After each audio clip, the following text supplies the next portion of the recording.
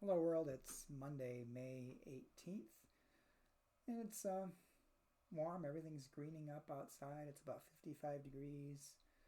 Some intermittent rain. I did get a chance to go out for a run this morning. It was quite nice.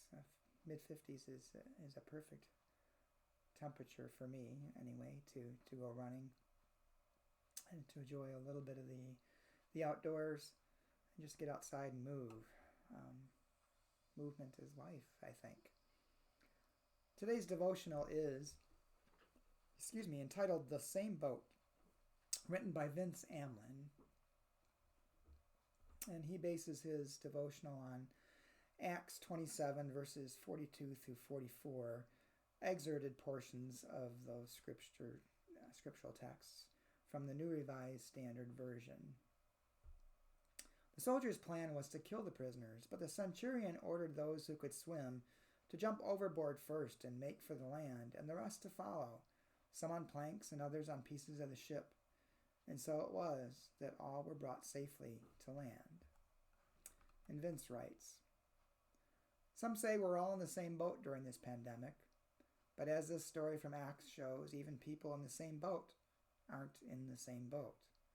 Some can swim, some can't. Some have decision-making power, some don't. Some have just been saved from death. Others are still heading to their executions. Not the same boat.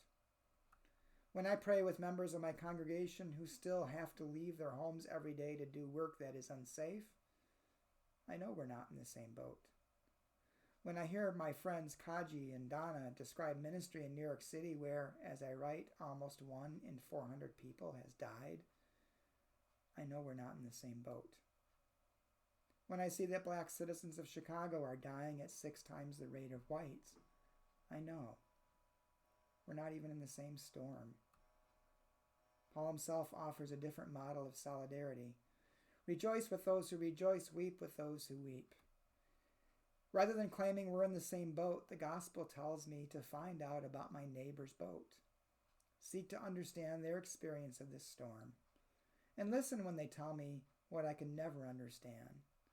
It prompts me to ask how we ended up in such different boats and do something about it and not stop until everyone is brought safely to land." In Vince's prayer, bring us all safely to land. Amen. Yeah, I think that's one of the issues with this pandemic and why some people are clamoring to open up the economy,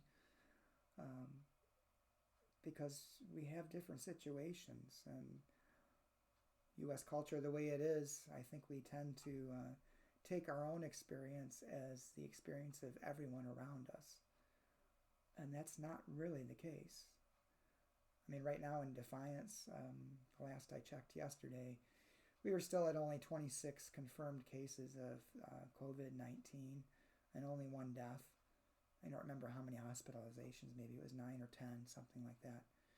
Relatively small. I mean, that's not unusual for a small rural town, relatively isolated, and with people not traveling to large cities where there's a denser population. We have a different situation than most people.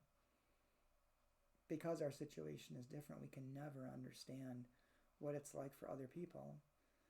And it's kind of dangerous for us to assume that our experience is the same as everyone else's experience. So when someone tells us that they're experiencing something that we just can't comprehend, it's really not our part to dismiss what they're saying, but to listen to them and then see what we can do to make a difference, because we're not all in the same boat.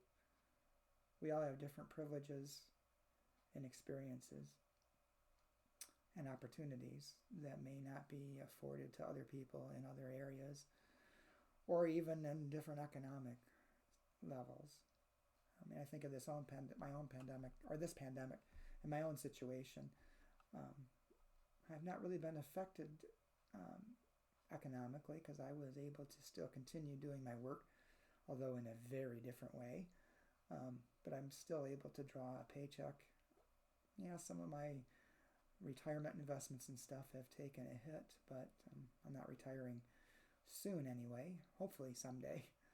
But that's certainly a different situation than someone who was laid off from their job 2 months ago, and before being laid off was hand to mouth. Everything that came in went out to pay the bills.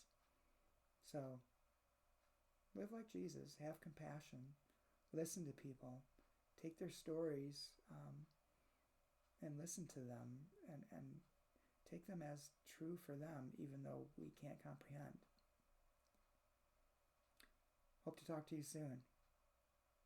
If you ever need to get a hold of me, you've got my email. You can contact me on my cell phone as well. Be glad to talk to you. Take care. God bless.